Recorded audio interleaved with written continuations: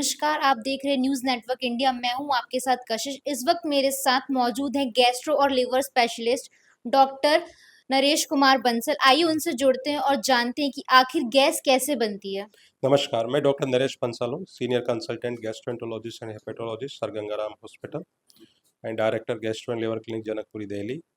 आपने सवाल पूछा है कि गैस कैसे बनती है और एसिड कैसे होता है। तो गैस और एसिड आजकल बहुत ही कॉमन प्रॉब्लम है। एसिड जो होता है और गैस होती है, लगभग हमारे ज़्यादातर लोगों को खाने-पीने से बनती है। आजकल हमारा जो खान-पान है, वो बहुत ही दूषित हो चुका है। हम जंक फूड बहुत खाते हैं, कोल्ड ड्रिंक, चाय, कॉफ़ी का सेवन बहुत करते हैं, अल्कोहल का सेवन बहुत बढ़ता जा रहा है, स्मोकिंग भी बहुत ज़्यादा है, गुटखा, तंबाकू, स्पाइसी चीज़ें खाने से, बहुत ज़्यादा खट्टी चीज़ें खाने से, मिर्च मसाला खाने से, अत्यधिक तेल और घी का सेवन करने से, इन सब चीज़ों से गैस और एसिड बनता है। लेकिन इसके अलावा जैसे पेन किलर्स लोग खाते हैं हेडेक वगैरह के लिए, दर्द के लिए, तो उनसे भी एसिड ज़्यादा बनता है। एक और बहुत कॉमन चीज़ है जो ज़्यादातर लोगों को नहीं पता है कि सिर्फ खाने पीने से एसिड नहीं बनता है, मानसिक तनाव से भी एसिड बनता है। काफ़ी लोग जो आजकल की जो न्यू जनरेशन है, जो दिन रात काम करती है, जो टारगेट बेस्ड काम करती है, जो बिजनेस में है, जो आईटी सेक्टर में काम करते हैं, यंग लड़के हमारे पास आते हैं कि सर हम बिल्कुल खाते पीते नहीं है बाहर, ठीक खाते हैं, उसके बाद भी हमें इतना एसिड और गैस बनता है। उन लोगों को यूजुअली मानसिक तनाव से और स्ट्रेस से एसिड और गैस बनता है। तो इन सब चीज़ों का अगर हम ध्यान रखें कि ठीक खाएं, दुरुस्त खाएं, रेगुलर एक्सरसाइज करें, अपना वजन नियंत्रित रखें और तनाव से मुक्त रहें, ये बहुत ज़रूरी है। हंसते खेलते रहें, रोज़ योगा करें, व्यायाम करें और बिजी रहें लेकिन तनाव मुक्त रहें, ये ज़रूरी है। इन सब चीज़ों से अगर बचेंगे तो गैस और एसिडिटी से बचा जा सकता है।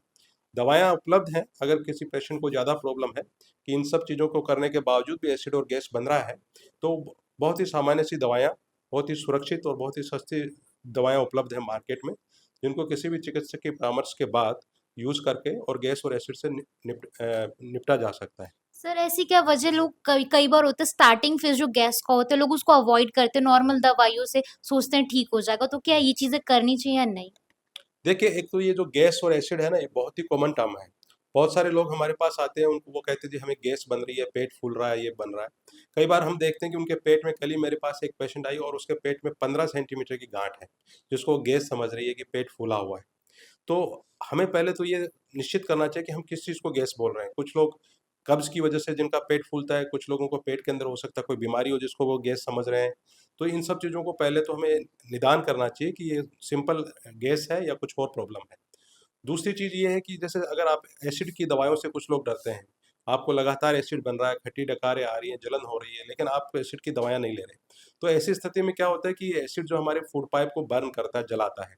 तो ये जब जलाता है तो यहाँ पे अल्सर्स बन जाते हैं और जब ये अल्सर्स बनते हैं तो बाद में जाकर के और यहाँ पे एक कैंसर बन सकता है।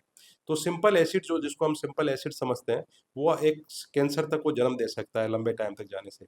अगर हम इनको प्रारंभिक अवस्था में हम इसको जाँच लें या इसका इलाज कर लें या इसका बचाव कर लें, तो इन सब सीरियस बीमारियों से बचा जा सकता है। तो सर एसिडिटी का जो फॉर्मेशन है वो कैसे होता है?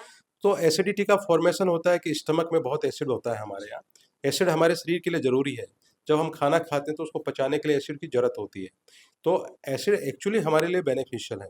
लेकिन जब एक ज़रूरत से ज़्यादा एसिड बनता है, जो जैसे मैंने बताया कि खान-पान से या स्ट्रेस से, जब ज़्यादा ज़रूरत से ज़्यादा एसिड बनता है, या कई बार ये एसिड क्या होता है कि हमारे फूड पाइप में वापस रिगर्जिटेट करता है, यानी ऊपर आता है।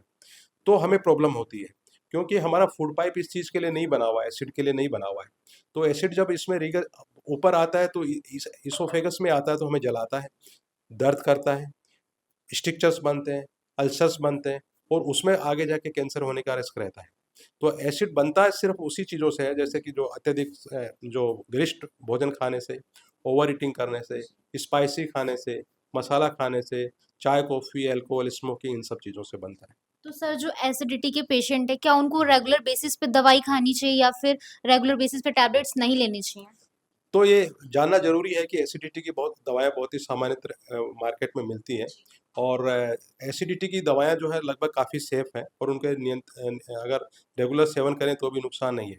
लेकिन ये ध्यान रखना चाहिए कि अगर हमें सपोज़ करो कि कुछ दिनों के सेवन के बाद अगर हमारी प्रॉब्लम ठीक हो जाती है, तो दवाई लेने की ज़रूरत नहीं है।